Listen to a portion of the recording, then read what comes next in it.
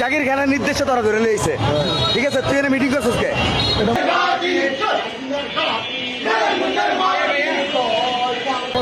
এটা নিষিদ্ধ সংগঠন না?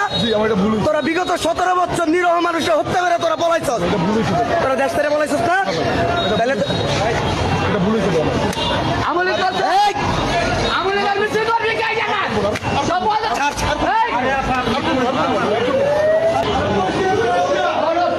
তোরা কান্নি দিশানে ব্যানার লাগাইছ। হ্যাঁ, স্বাধীনকে তোরা স্বাধীন নির্দেশ লাগাইছ, নিষিদ্ধ সংগঠন না? হ্যাঁ, তোরা সাধারণ মানুষকে হত্যা করে, তোরা নিরীহ মানুষকে হত্যা করে, তোরা দেশ